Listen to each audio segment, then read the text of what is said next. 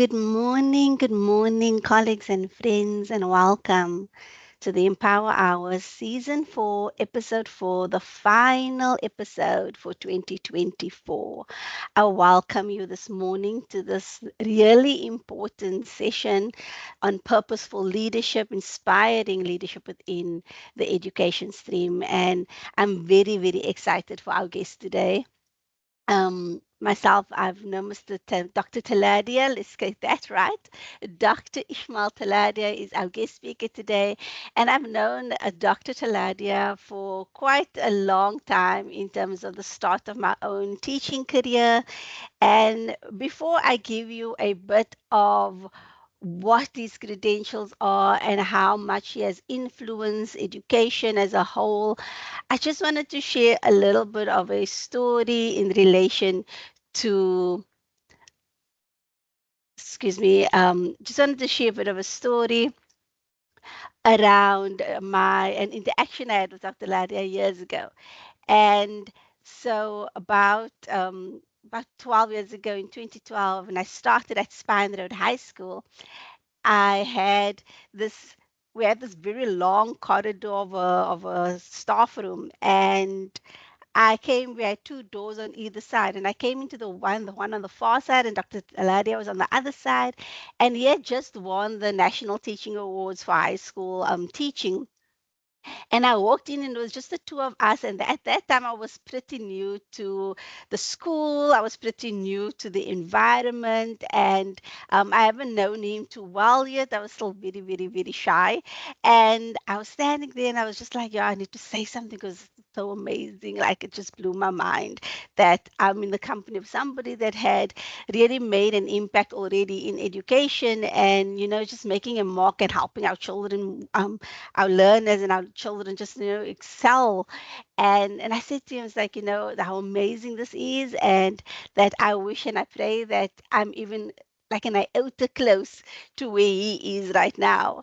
And so many things have unfolded since then, and I've had the privilege of continuing my career alongside Dr. Taladia. Ishmael, if you can please put on your camera as well so that they can all see you.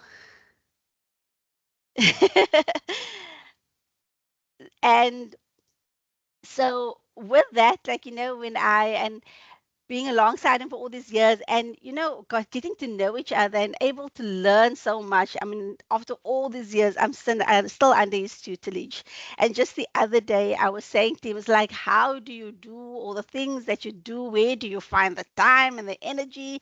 And his words to me were, it's all about purpose. And the thing is, I'm always in admiration of how, without a single excuse, he continues to move, continues to do what is necessary, continues to do what is right, and always ensuring that the voice is heard, and is democratizing enough voices to be able to do what is valuable for our learners, for education, and for society as a whole. His influence in sport, his influence in education, his influence in just our thinking has been quite impactful. And I really, before I even speak to his credentials, and I do have like a long list of his bio here, before I even speak to that, I just want to say thank you, Mr. Taladia. Dr. Taladia, I must get used to it, I have to like really get used to it. It's so amazing. I was so excited the day you told me. And I just wanted to say thank you. I mean, I've learned so much from our partnership in so many projects around online safety. And also, at the start of my career, coming into your tutelage at that point already, and observing you in the schooling space and in the school environment, how much influence you had on the learners and on the school itself, and being able to witness that it had such an influence on my career and my purpose driving as well. So I just wanted to say thank you before we even get into what your talk is about, as a probably personal and professional side. I just want to say thank you to you for everything that you do and how you do it as well. It's a pleasure. Good morning to all of the colleagues. Always a pleasure. Fantastic.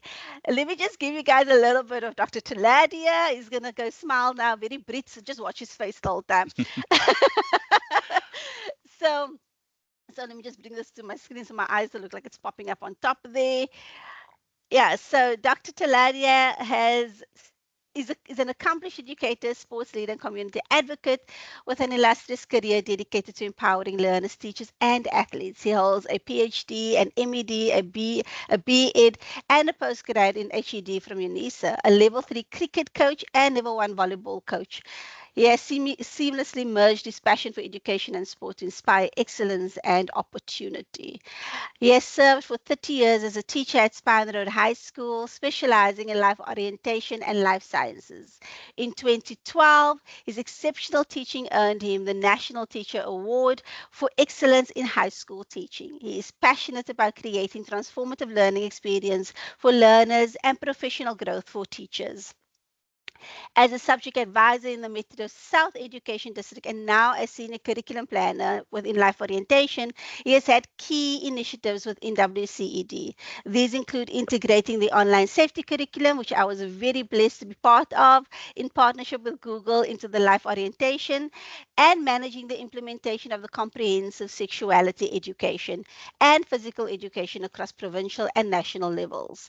Dr. Teladia is also driving the WCED's flagship Growth for Jobs strategy, a transformative program aligned with the Western Cape government goals. Some of his leadership in sports, just to add, for volleyball, he was the president of the Western Cape Volleyball Association. He's the former president of the SS Schools Volleyball Association for over 20 years, the chairman of the Confederation of School Sports Associations of Southern Africa for 6 years, the founder of the UWC Volleyball Club, and a pivotal leader in the establishment on Western Province and South African volleyball structures. Then there's also cricket. He's the coach for Western Province under 15, under 19 senior men's and senior women's team. My goodness, he is the manager of the Proteas over 50s team during the over 50s Cricket World Cup in Cape Town 2023. He was selected for the Proteas over 60s team in the inaugural Cricket World Cup in Australia in 2022 and the second tournament in India in 2023. The national selector for Veterans Cricket Association of South Africa. My word, yo, and then Dr. Teladia is also a long-standing sports presenter on Radio 726, sharing his insights and enthusiasm with listeners for over 20 years. His published work, liaising with the All Whites, my 2010 FIFA World Cup experience, reflects his commitment to storytelling and cultural engagement. As an executive member of the South African Universities Physical Education Association, he continues to advocate for the importance of physical education in bringing about holistic development. Yeah, Dr. Teladia, this is not just a mouthful, it's like how. I think, it's so beautiful with all that you are doing and with all that the influence that you are having and where you are placing your attention. I know that you are also part of, you were at the forefront also of bringing even life orientation towards the National Teaching Awards right now as well, bringing attention to that and the highlighting and spotlighting the importance of life orientation within the curriculum. So just before just like, I'm like, yeah, I don't think we realize the kind of expertise we have in our midst. And I really am so grateful to have the opportunity to share with others your mind, your thinking, your purpose, and your drive. And and also to share your expertise with everyone. So over to you, Dr. Teladia, to speak to us about purposeful leadership. And I want to just ask everyone to sign the register as well and share your comments, share your thoughts, share your questions. We will bring it to Mr. Teladia's attention towards the end, Dr. Teladia's attention towards the end of the session. So yeah, over to you, Dr. Teladia. Thank you very much for that. Wow. Maybe it's a bit overwhelming, that little bio. I make mention of a little bio because I just expected you just to say a few words of what I do. But thank you for that. Hafiz, and good morning to all of the colleagues. Thank you very much for attending this particular session. And perhaps I'm going to make one or two controversial statements as we chat around this particular issue, because first and foremost, you've heard my credentials, but credentials is not important. The more important part is what is our purpose as individuals and members of the Western Cape Education Department, as teachers, as members of the community.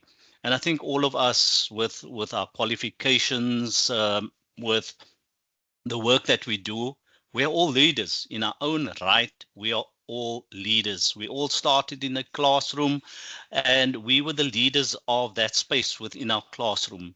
And I think that becomes important. And if I just scan through the people that are sitting in this particular session, then all of us have gone through leadership courses. We've done leadership courses. But the important thing around doing, and we can do 10 different leadership courses, colleagues. But if it's not within us to be able to take that, what we have learned as leaders, and action that in a positive manner, then all of those qualifications, all of those courses that we did doing the leadership courses means nothing. I mean, I can say to you that we went to this beautiful place in Stellenbosch, where we did a 2-day, 3-day leadership course, stunning environment, beautiful, some brilliant presentations that were done. But if I look at the people that came back, and I can tell you probably the whole of the WCED went through those leadership programs, if I come back and I look at what people, the same people that attended those leadership courses, how they're implementing, then I stand back and I say, wow, is that leadership or is it management? And I think we need to distinguish clearly between what leadership is and what management is. And because we work in a bureaucracy, there's always the issue around our management styles and what is happening in various spaces. And so let me give you a simple example. So in one of our districts, the subject advisors must sign or rather should I say apply to go to an event, a provincial event outside of the district. Okay. And so that speaks to me around micromanagement. Okay. And so the the issue is, if there is good leadership, and I want to use this as an example, colleagues, and you can criticize me afterwards, that's fine, or you can make your comments in the chat box, so that we begin to unpack some of the leadership, management, and understand that there is a distinct difference between the two. So the colleagues have to apply to travel outside of the district for a provincial event, whether it's a CSF, whether it's a subject specific activity, they have to apply. And so I find that to be a real focus on micromanagement by people in leadership positions. And so how do we begin to accept that as being good leadership? Okay, and we can debate that particular topic because that is what we are experiencing in the bureaucracy that we find ourselves in. And so the important thing is that we don't get consumed by the bureaucracy if, as leaders, we want to make impact. And so let's just look at some of the definitions that I've put together, and I've done quite a bit of research in terms of looking at different styles of leadership, looking at different individuals that have made great impact as leaders. And so leadership is the ability of an individual, one, to motivate, and to enable others to do things that, one, they are comfortable with, and that is going to lead to growth within an organization. And very importantly, it is that link between the leader or the manager and the organization. So there is a dynamic relationship in that particular space. And I'm sure you're all aware of the cliche that your reputation must almost precede you before you walk into a room. And that speaks to leadership. It speaks to the brand of a particular individual, that even though the individual is not in the room, his spirit or his motivation is already embedded in what is happening in that particular space. And so I've looked at different leaders in my own development and what they contribute. And two of them are indicated there. Dr. Martin Luther King, when I was growing up as an activist, we used to read Malcolm X, we used to read the stories around Martin Luther King, Mahatma Gandhi, all of what they contributed. Our own Nelson Mandela, all of them and their contributions that they've made for them to be looked at as incredible leaders. And so if I unpack some of those quotations that I've just put up there for you, it becomes important that we reflect on where we are as individuals and what we do in our leadership position. And again, colleagues, I'm saying all the people that I've just checked and scanned through that's in the session are all leaders. So a genuine leader is not a searcher for consensus, but models or modifies consensus and molds that consensus. So you all work in a team. If you're a subject advisor, you have your lead teachers, but you also have a group of teachers in your subject. If you're a CES, then you have a team of SCPs that you're looking after. If you're a director, you control a directorate within the WC. So all of us are leaders of individuals in a specific space. And therefore, we need to look at whatever we do, that it doesn't become authoritative, but rather that we look at some kind of demographic and consensual discussions and decision making. Because when people are part of a decision making process, then they almost buy into it.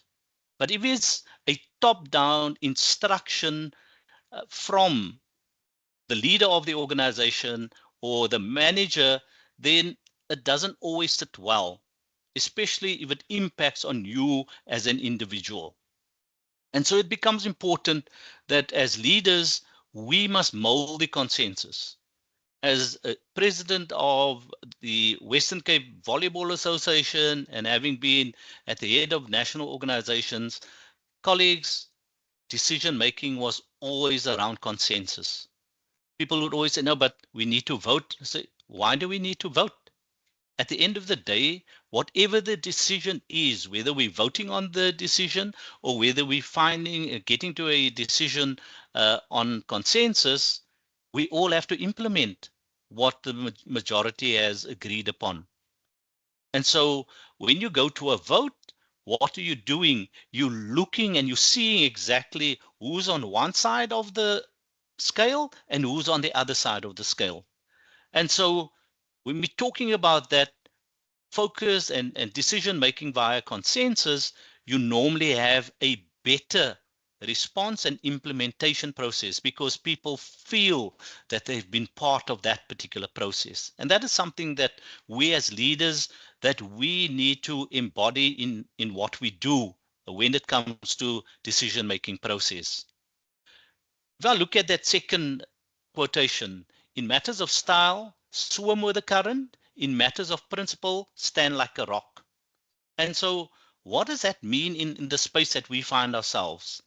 Now, if I'd been in that district, that the example that I've given, then I would challenge that as an individual.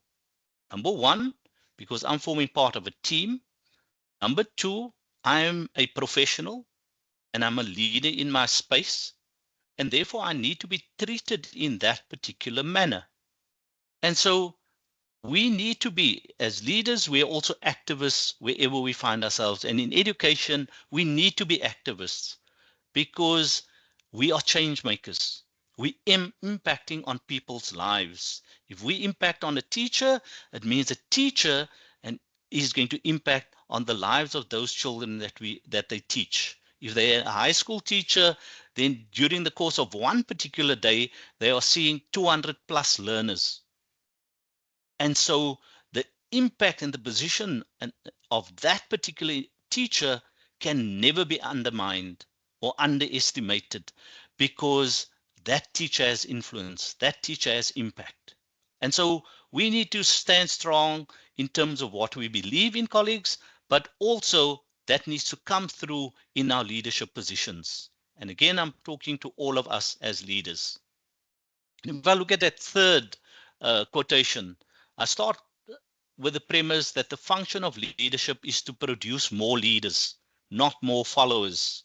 So I don't need a, a following for Teladia. I don't need a following for anybody else in the organization, if it's Mr. Benjamin or Mr. Lauriston. Yes, they hold positions, they hold titles, but that doesn't mean I need to be forming part of them as the Pied Pipers. No, definitely not. I think I am mature enough and professional enough to be able to stand my own ground when it comes to issues on debating educational impacting decisions. So, colleagues, important for us to realize the significance of what it is that we do. And so the big question for us, if we want to make impact in education, is understanding the distinction between leaders and managers. And so the question to you is, where do you stand on this? Where do you stand? What is your position? Are you a manager, or do you see yourself as a leader? And so just to help you to fully understand what it is that distinguishes leadership from management, there I've given you two simple explanations. So your management, very importantly, if you look at that term, it says controlling an organization or a group. Colleagues, controlling is what comes down to management and management styles. And so we must be very clear. So if we use the term micromanagement, it's not used lightly, because micromanagement is a controlling activity. It is a controlling action. However, if we look at leadership, it's the ability to inspire, to guide, and to influence teams towards accomplishing whatever the vision is that you have put out or anybody has put out there. So, colleagues, this is a very important distinguishing factor between understanding management and understanding leadership. And so you need to do a bit of self-reflection and look at your actions. Look at what it is that you do with people that have to report to you. And so, are you a manager where you control whatever is happening? Or are you a leader where you allow those people that work under your wing, that they are able to express themselves, that they are able to provide their own opinions, that they are able to use initiative in order to develop a new intervention? Or is it any intervention comes from me? I'm the manager, I'm the head, I've got the title, and that is what you will follow. And so, colleagues, this is what I've seen within the Western Cape Education Department. I've seen it within DBE. I've seen it in other organizations. And that is what leads and brings crisis, because people are then unhappy in the space that they find themselves and will push back. And so we need to understand that we're working in a very dynamic environment. And as working in that dynamic environment, it becomes important to understand individuals, understand personalities, understand different leadership styles in order to accommodate every one of the individuals that have to report to you that you work with. And so, colleagues, we have to understand that distinction. And so, as I've mentioned, we find ourselves in all these different spaces within the WCED. But if you look on the left hand side, with a title, you are a leader. Starting at the lowest end, where as a classroom teacher, you have and you the leader of whoever steps into that particular space of yours. If you're a subject advisor, then you have the teachers that teach your particular subject, then you are the leader of that particular group. In my space as a senior curriculum planner, that is my team that I'm reflecting there. And you can see they look happy. And I don't know if that was only because of the photograph, because they needed to smile and somebody said something, or is it a reflection of how they feel about working within that particular group? And my colleague on my right, Ivan Fortain, we we have an excellent relationship. Both of us are leaders of the subject with different groupings of subject advisors, although they overlap in most cases, but we try and accommodate them as best as we can because all of them are experts in particular components of our subject. And so as a leader, you don't know everything. Yes, you want to believe that you know everything, but you don't know everything. And so you surround yourself with people that are going to strengthen you. And so when I say strengthen you, it is being able to provide the expertise on a particular component. So if I look at the two persons to my left, that is Michelle Peterson and Colin Green. They are physical education experts. Michelle is currently embarking on completing or starting a PhD in physical education. Colin completed a physical education degree and has been teaching physical education for almost 40 years. Colleagues, those are two experts I can tap on at any point in time and say, guys, I need assistance. We've got a physical education program happening. How do we connect or how do we put this intervention into place? With a person on my right hand side is Chantal Ross, and you probably all know Chantal Ross. Um, she doesn't sometimes have a falter when it comes to expressing how she feels about a particular event or an activity, whatever the case might be. And so Chantal is an important component because Chantal has expertise in the creative arts space, but she's also very involved within education in the Cape Winelands district, but also within the community. And so I can tap on Chantal to say, Chantal, we need you to run this particular program. You have the expertise. And so, colleagues, we then talk about collective leadership within the subject. Yes, I'm the accounting officer for GET, but my team will ensure that we are able to deliver on whatever it is that we want to bring to the party. And so, colleagues, this becomes important in how we engage in this dynamic environment, but also with dynamic individuals. And I put the emphasis on dynamic individuals because that is what we want in education.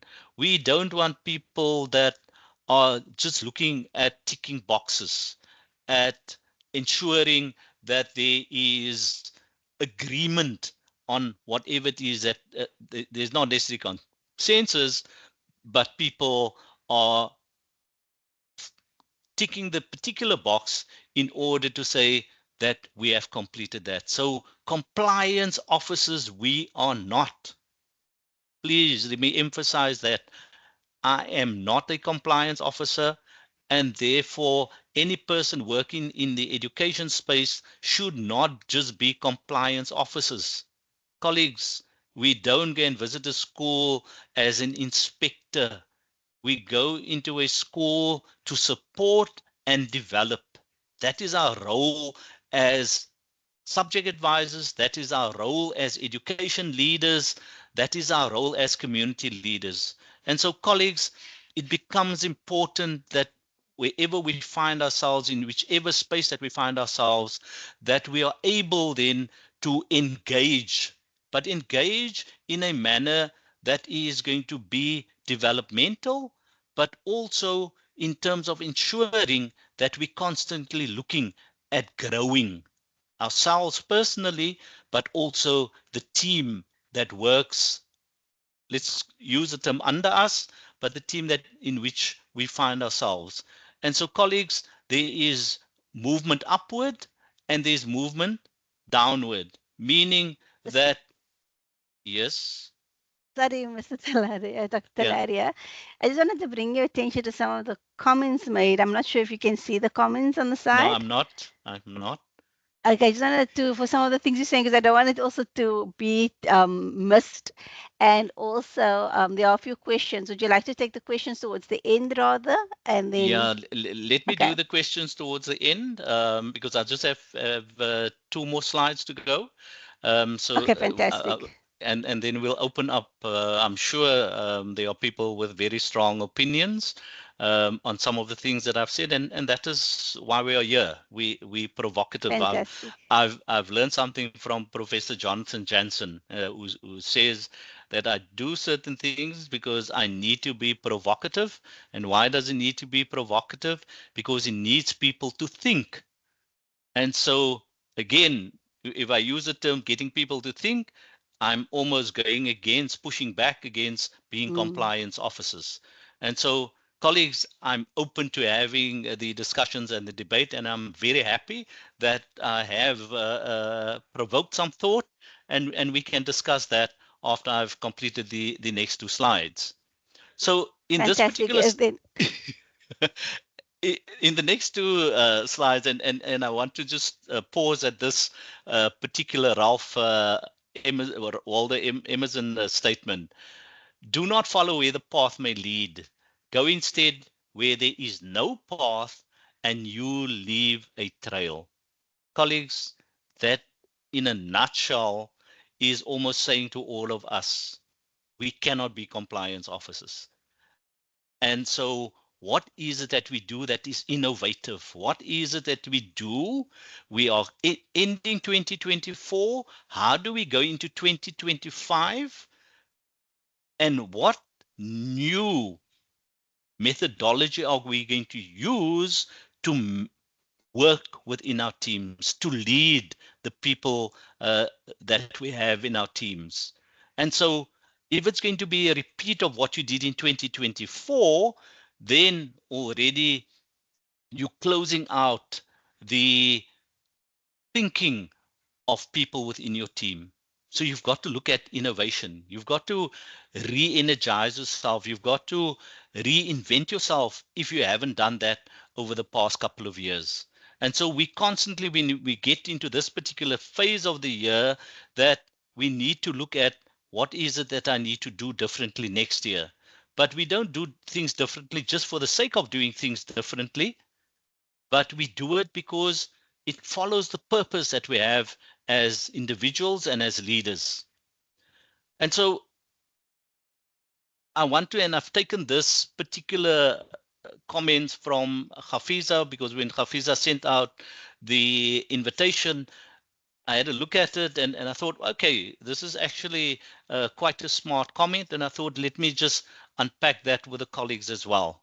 And so Hafiza said in her invitation, as we close, and I did make a few changes, Hafiza, was not a problem. As we close 2024, reflect on our journey and reignite the spark for purposeful leadership.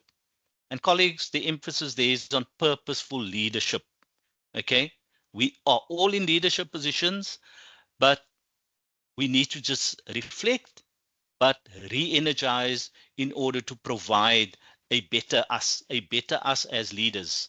We each hold the power to lead from where we stand, so we need to inspire, we need to guide, and we need to be the change agents within the space that we find ourselves.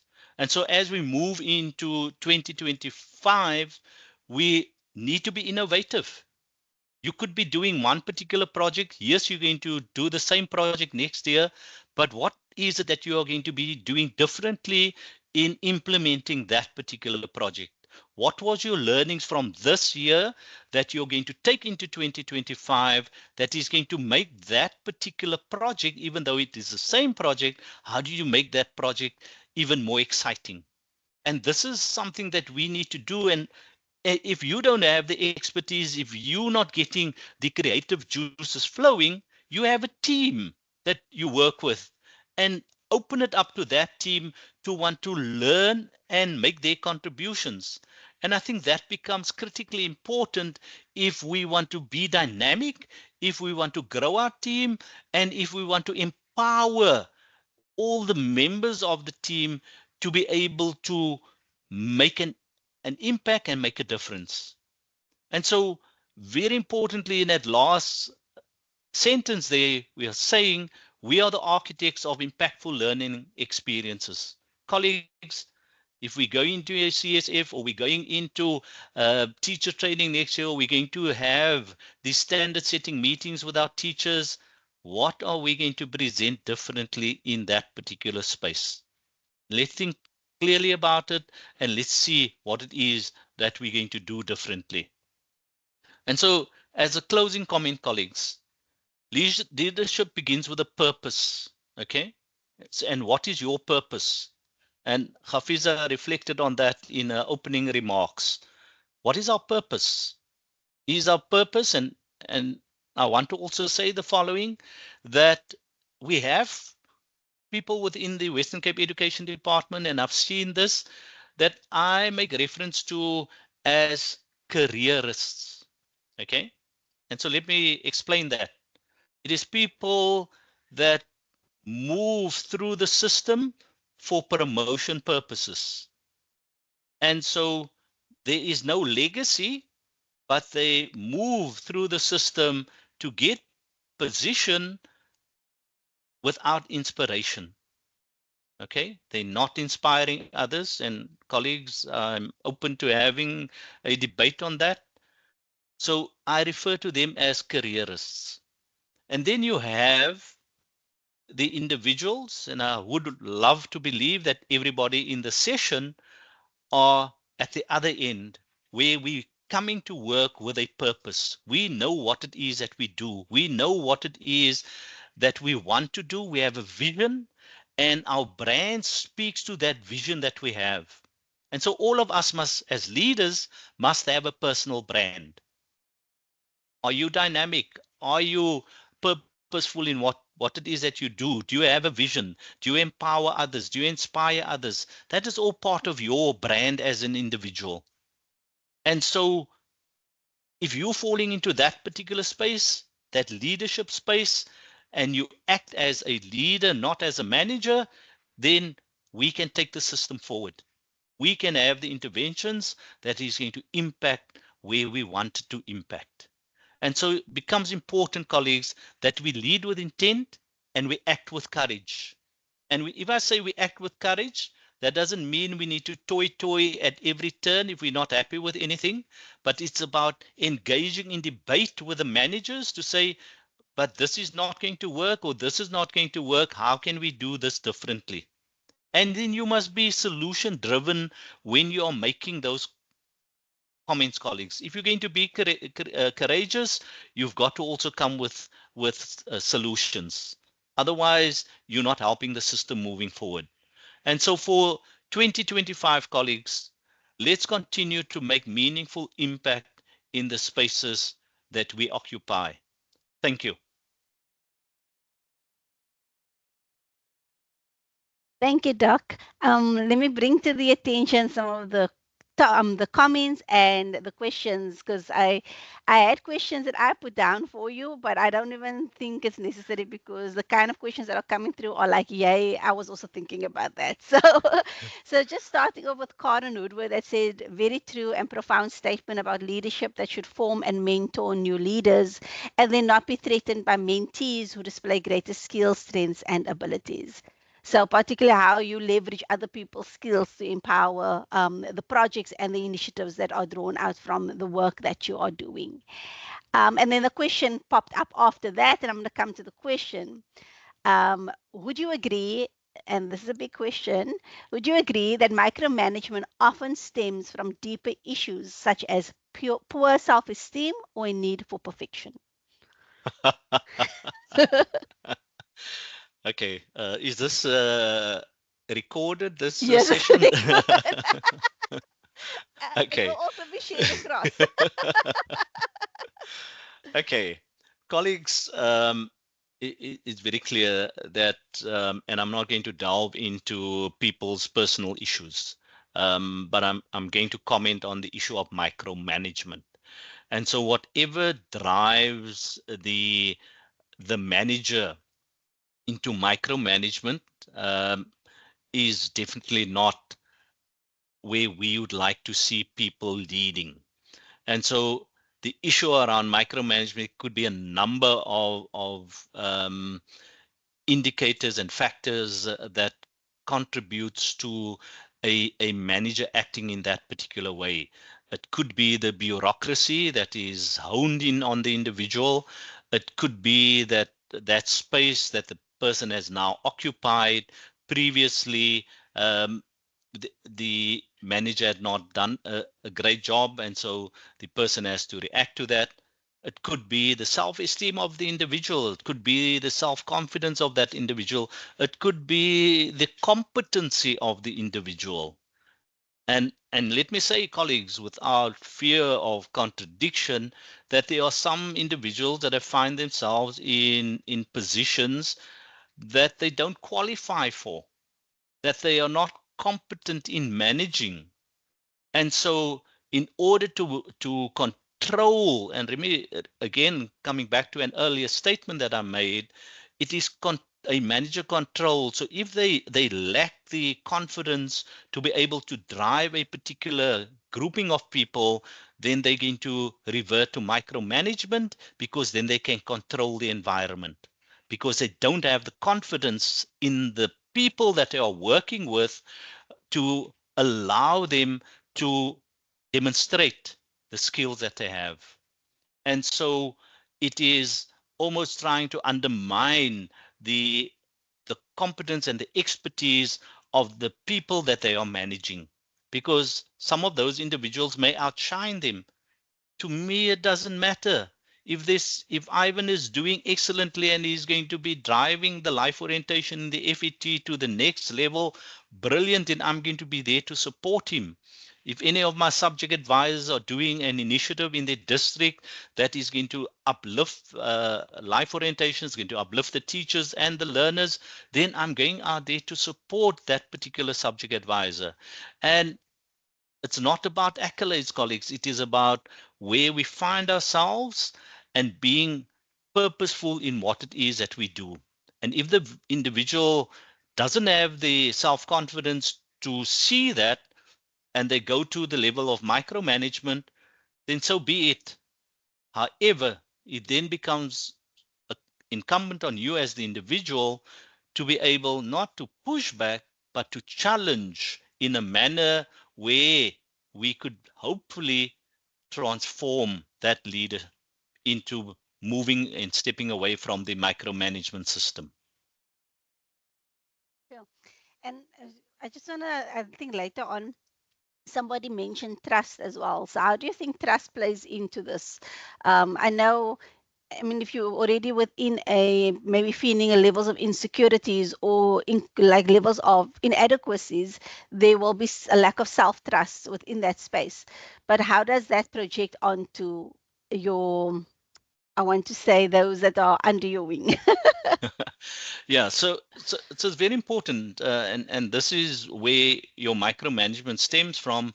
Because if you see two people in your team having a conversation and you're not part of that, then you almost feel, what are they talking about? Are they gossiping? Are they gossiping about me? Are they gossiping about the things that we are doing? And so I'm use the term gossip because it could be any little conversation that two colleagues are having or three colleagues are having. But because you're insecure as an individual, because you don't have the self-esteem, you almost see every little conversation that people under your wing are having are almost challenging you. And it's not that. Mm. Allow people to have their conversations. Hopefully, out of that conversation, those people can come back to you and say, well, we thought about this. What do you think of it as the leader? And so you must be open to say, well, okay, thank you very much, let me engage with that.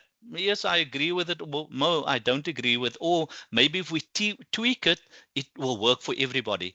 And Mm. so the issue of trust must be embedded in the relationship that we have within our structures, whether it is Mm. within a directorate, whether it's within a school, in the staff. Never stand and look at two people in your team having conversations and you beginning to undermine what they are, or thinking that there's suspicion about those two individuals having a conversation. Mm. And more especially to that leader, if it's those two individuals that are asking questions in meetings, then it takes it to another level. Yeah, I think it often comes to also people take that also quite personally because it also can speak to sort of questioning the integrity. And I think that's kind of within our professional spaces, that can be one of the worst kind of attacks you can feel, having to your integrity being questioned. I want to bring to the comments that came from this discussion now. Rivka says micromanagement is a result of mistrust, which we also spoke to now. And then Karen Woodward added also that as an SAS, I work for many different leadership positions. In my opinion, the best leaders understand how to focus on the common goal or purpose and leads with, you are working with me. For these leaders, I will go the extra mile. Other leaders lead with, you are working for me. So that's quite a distinction there in terms of how we're actually engaging those that are within our orbit. That's within the projects that we are working on. And I think we all want the feeling of connection and collaboration. And once we have that, we actually build upon stronger forms of self leadership as well as the leadership outwards to others. I want to come to more questions. I'm sorry, I'm going all the way up now again to get to the questions. Okay, so the next question was, why is leading through consensus such a difficult approach for leaders in education to embrace? Now, there's a lot more questions, Mr. Teladia, and I Yeah. just want to bring attention. We have 10 minutes, so Right. we want to move through the questions. Okay. Okay, so very importantly, consensus is important. As I said to you, in in my chat, that yes, we can vote on an issue, or we have consensus. If you go through consensus, then you're basically taking the whole team with you. If you vote, you creating a gap within the team, because it is they feel that way and the other group feels the other way. And so when you come to consensus, it is about getting everybody to understand what the outcome is that the team wants to get to. And how do we as a team work in order to get, even if we're not fully in support of it, but we understand why we need to follow a particular path. Mm, And so that is what consensus does. And so managers want to get to the end point without necessarily looking at how they bring their team along in the process. And so that is where you have breakdown, because some people are in support of it and others are not in support of it, but you haven't found common ground with your team. And that is why mm, uh, some leaders find it difficult to work on a consensus basis, as opposed to being instructional. mm. Sure. So there are more comments. I love the idea that a good leader creates more leaders. Our teachers should all be leaders in their own right and should be strengthened in that regard. This was followed by a question by Gilbert Schroeder.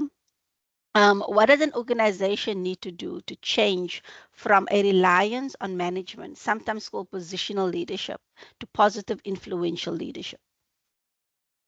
I know that's a big question. No, no, that's fine, but we can unpack it fully, or we can give a broad overview very quickly, and that is first and foremost, we need to understand what the vision of the organization is, and if everybody is buying into the vision, then that distributed leadership becomes so much easier, where we're all Mm, taking responsibility because we're all working towards a particular goal. Let me give you an example of a school environment. So, to look at the kind of leadership and people breaking down the vision that is there. So you have a school, the school's vision is to ensure that there is discipline. And in order for there to be discipline, you require your staff to be disciplined in what they do. So being in the classroom on time, ensuring that we all engage in instructing learners or getting learners not to chew gum in the class. Let's use that as an example. So the first two things, do the teachers all get to the classroom on time? And two, do all of them tell the learners, don't wear earring?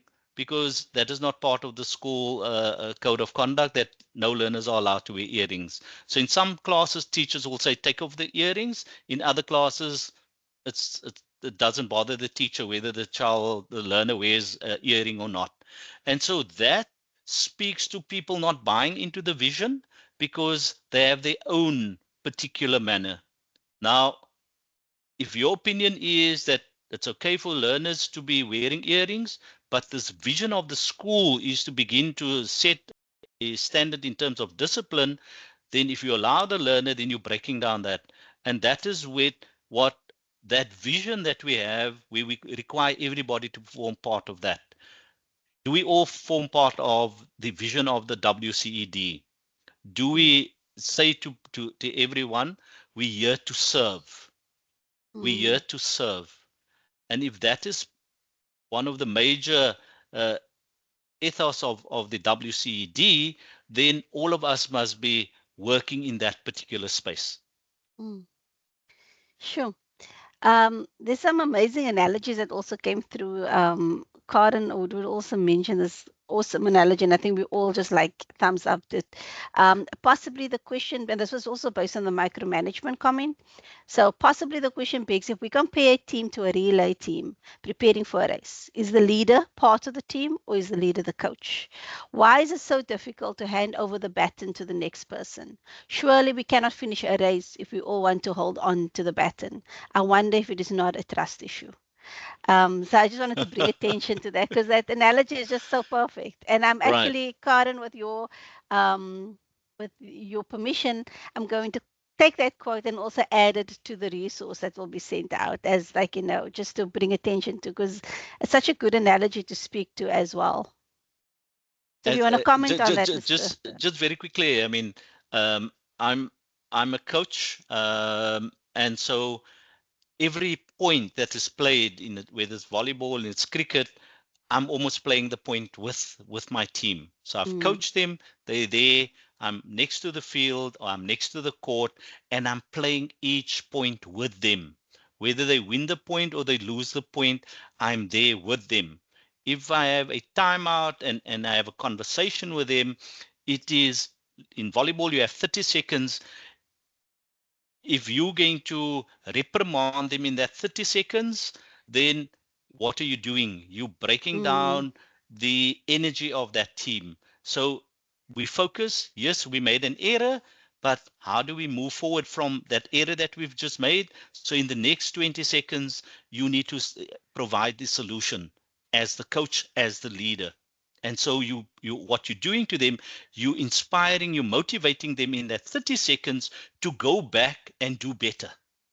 And so mm, I'm using that as again as a very quick analogy in terms of saying you need to look at the dynamic of your team. You need to be looking at the context of where your team is at that particular point.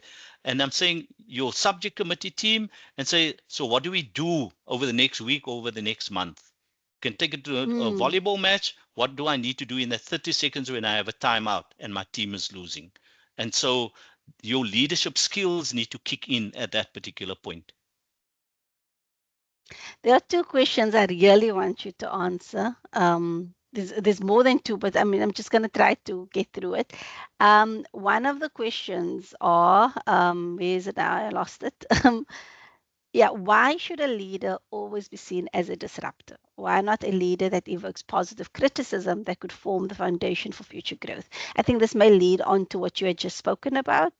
But I think we can just come to is, I think, yeah, I'll let you answer. I don't think, yeah, I don't think that we need to be disruptors all of the time.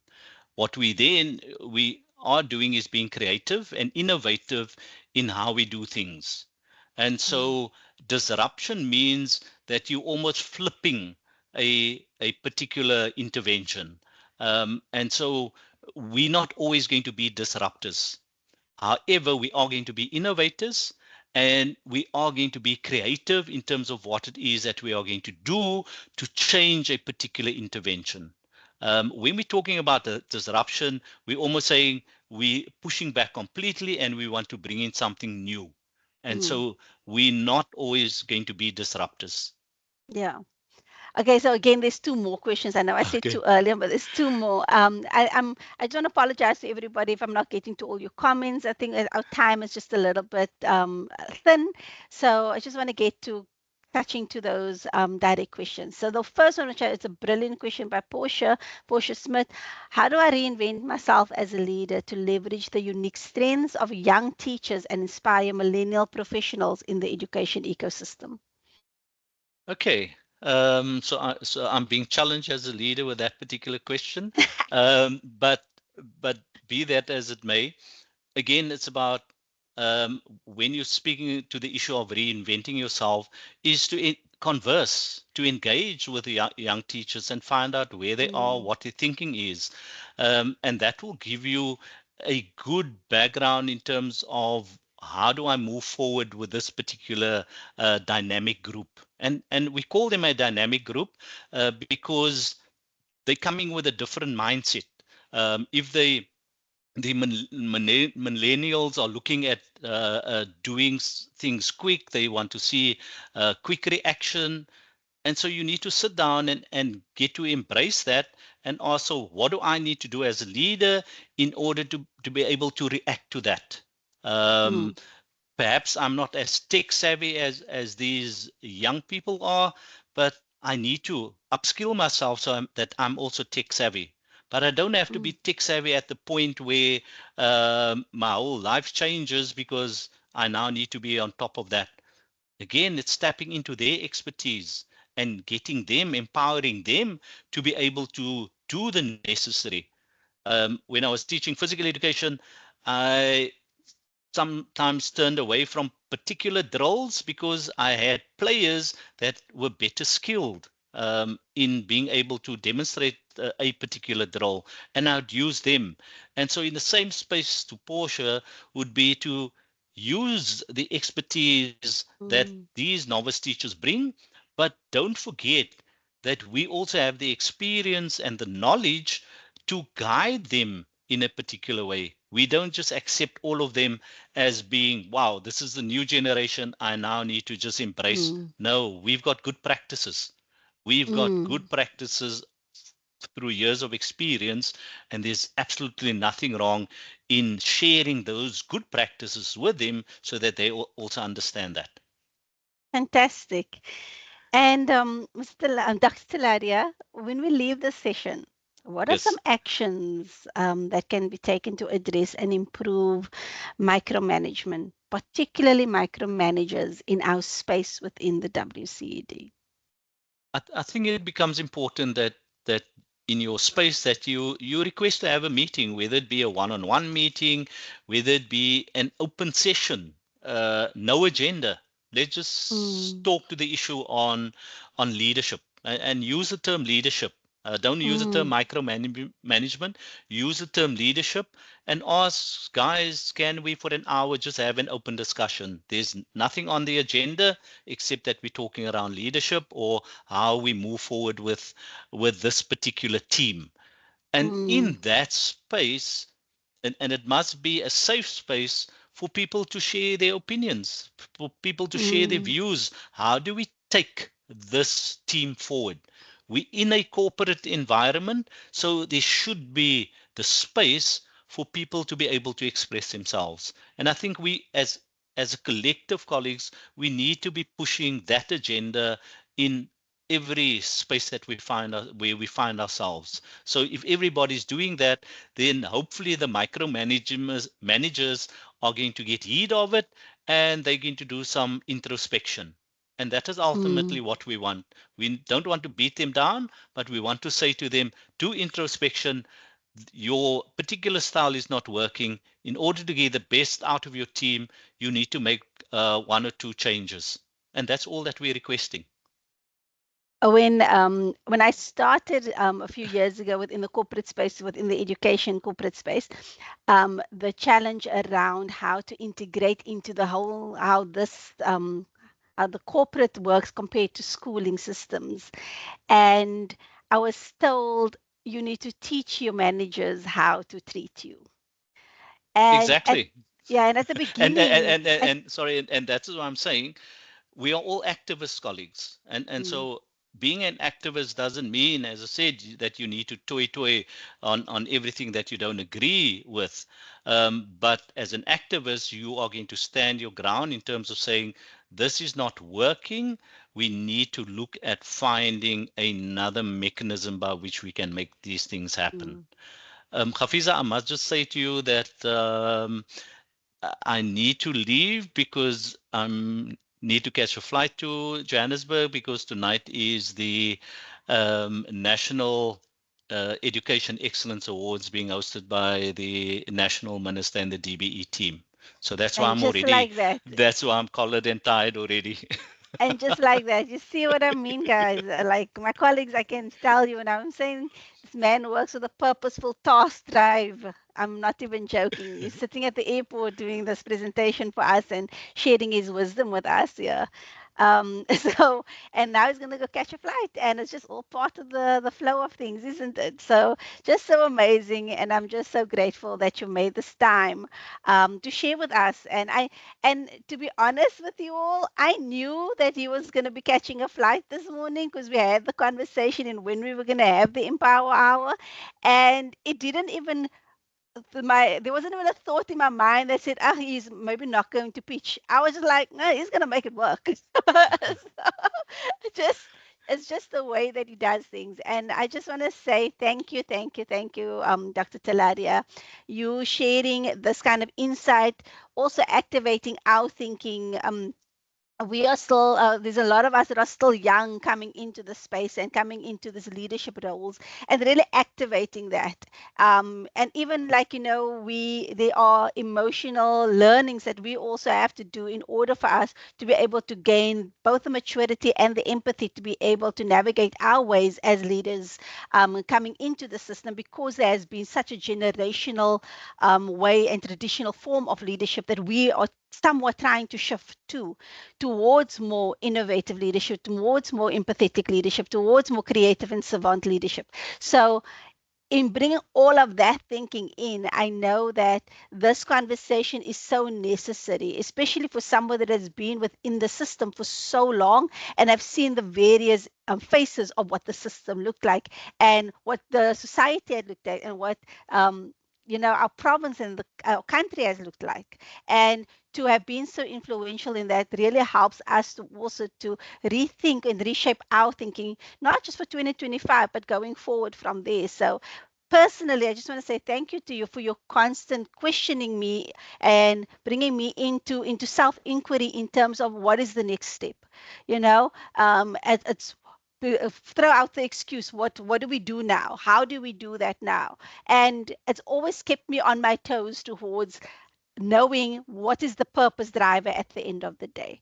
So just thank you, and thank you from the entire, I know everybody sharing the thank yous in the chat as well, and I know you'll have opportunity to read all of those comments. But and I just want to end with Carden's words here, such beautiful, like, thank you, Dr. Teladia, for being a leader in this difficult topic pertaining to leadership versus management versus micromanagement. And that's so true. So Thank final words you. from your side. Um, colleagues, we in control of our space. We in control of what it is that we need to do. Let's find our purpose once again. If you sort of been misguided somewhat, find your purpose again. You've got this breakaway from the WCED for the next couple of weeks. Find your purpose, re-energize yourself, and come back, not necessarily reinvented, but come back stronger in terms of delivering on your purpose. Thank you very much for joining me this morning. I would love to talk a bit longer, but thank you very much. I have to leave now. Thank you, Fantastic. Hafiza. It's my absolute pleasure. Thank you, Ms. Dr. Taladia. So colleagues, as we close this Empower Hour, yeah, it's the end of the year. I just want to leave you with this thought around purposeful leadership. And with purposeful leadership, it's about the legacy we create in the hearts of others and for those that we particularly serve. And as we're heading towards this end of year, let's take that moment to reflect on the impact that we have made. To celebrate our small wins. Let us celebrate our small wins and recharge for the journey ahead. Thank you for just being with me throughout this year. Thank you if you've been with us for the whole 4 seasons.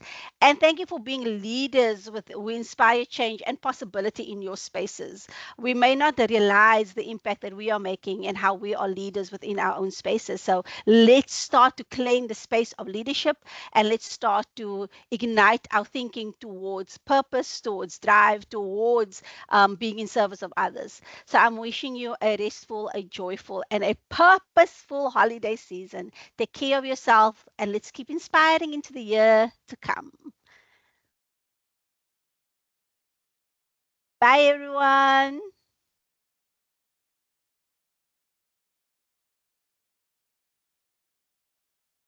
And please don't forget to sign the register.